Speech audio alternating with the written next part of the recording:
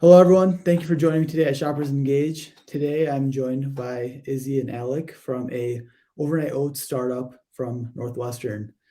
Izzy and Alec, thank you for joining me. And if you could please, give your backgrounds and maybe dive deep into your startup, and we can go from there. Is you wanna kick us off? Yeah, sure. So I'm Izzy. I am a senior from New York studying learning and organizational change and cognitive science. And then And for me, oh yeah, and then for me, I'm also a senior. I'm from Massachusetts. Also studying learning and organizational change, and then global health, and then the business institutions minor. Awesome.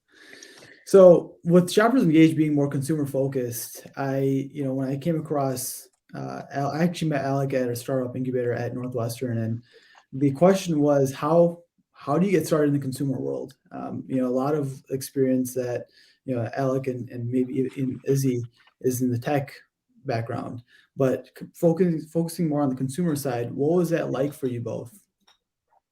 yeah, I can take that one. Um, I so my kind of like focus after college is going to be finance, not working anywhere in like the consumer retail industry, but for me, that's always been just a like interest of mine. I've always like loved searching for different like food products, like what's the latest on the market. And especially like with COVID, there came like a really big shift in health focused products. And I thought that was really interesting. So as I mentioned, I'm an LOC major and I had the opportunity to do an internship for a quarter called the Practicum. And I took that opportunity to go work for a startup that I had been following through the pandemic called Go Nanas, which is a good for you, kind of like a guilt free, like banana bread type of company. And it was a startup, women owned. And so, being like a small, kind of earlier stage startup, I was able to have like a lot of agency over, like what I could do within the startup. So just kind of through working at GoNanas and also having this kind of side entrepreneurial like focus that I was really interested in.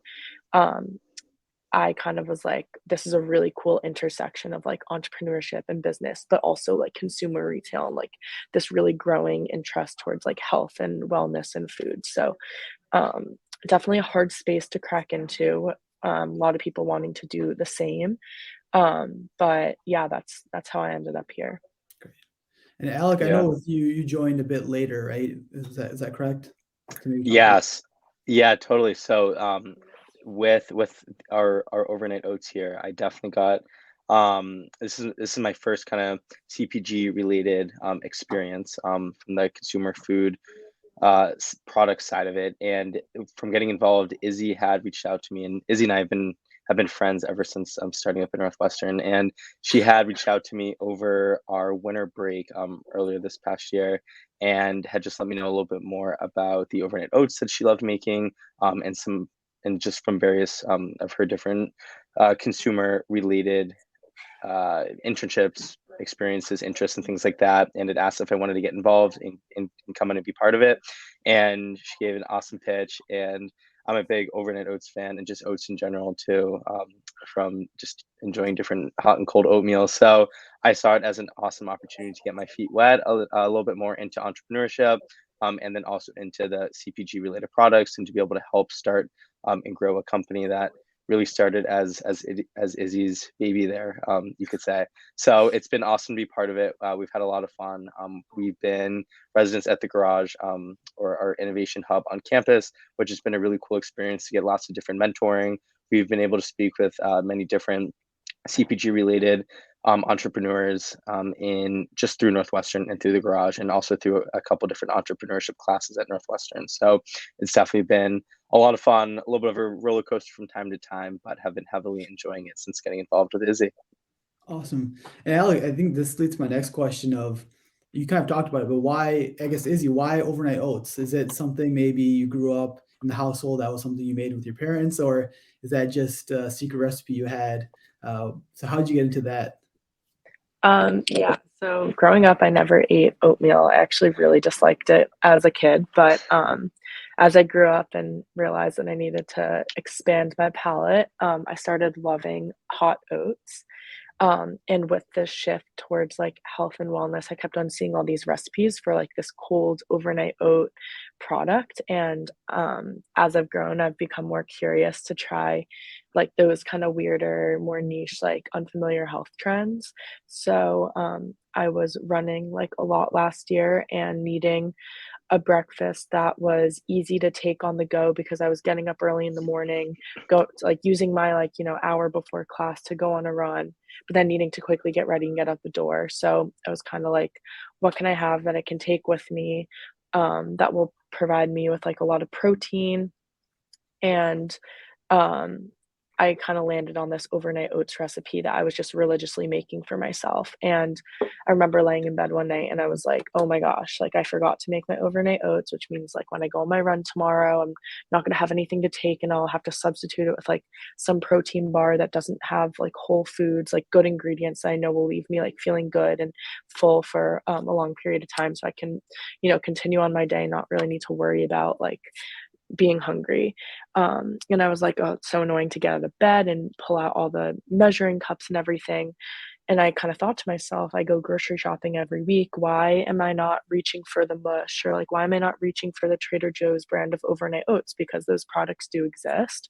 And I realized it was because of like the nutrition label on the back, the proportions to like, for me, like the protein to like calorie ratio was just like off and it felt like more of a snack as opposed to like a meal, especially like when you're burning a lot of calories on a run, you need to like make sure that you're getting in like a sufficient amount of carbs and protein to like recover.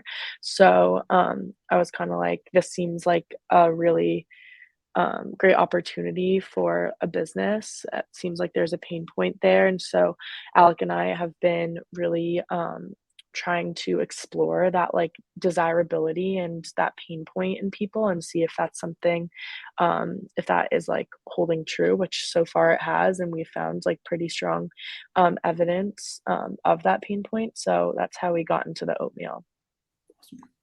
Yeah, like I guess you kind of talked about right why you wanted to get involved. I think for me, kind of make that connection, being an athlete myself, like there's always having a snack before the game, right? It's Yeah. either you have something really sugary and you kind of have that spike, and then midway into the game, you're kind of feeling dragged down, or you're having something that's not going to be as tasty and you don't want it, right? So I think, from your consumer feedback, I think there's definitely a need for your product, right? Because as you mentioned, there's definitely other players in the game with Mush and a few other overnight oats. But I think with your focus in maybe, I don't know if you're focusing on this, but correct me if I'm wrong, but I think having a focus in working with athletes, right? And having a product that not only tastes good, but allows for a strong performance, I think would be, in a category of its own. So, what have your consumers been telling you in terms of either flavor profile or just requirements and what they want to see in the market? Yeah, totally. And we've been taking part in a good amount of just kind of customer discovery, customer insight interviews lately. We've been able to speak to a few different student athletes at Northwestern that, like you were kind of saying, that really looking for that kind of pre-game, pre-workout fuel that they're looking for. Again, yeah, something that's just like tastes fresh, mixing in different like fruits and just natural ingredients that's going to make them feel good and be able to perform the best they can. And then also something is that student athletes and other athletes in general are just time crunched from hopping around, and they need that quick recovery snack, quick recovery meal that they're looking for, and from something that's kind of like a grab and go, all in food experience and product that's going to taste good, that's going to make them feel good, and that's going to be easy to bring around with them, are some other big like factors that we like to keep in mind. So from a student athlete experience, even from speaking to different like fitness instructors, and then also just everyday Northwestern students and community members that are fitness minded and activity minded. We've got a lot of really good feedback on some of the different flavor profiles that they're looking for. Our main flavor combination right now is a chocolate banana, and especially in terms of like a post-workout recovery and what they're looking for. We've got some awesome feedback there.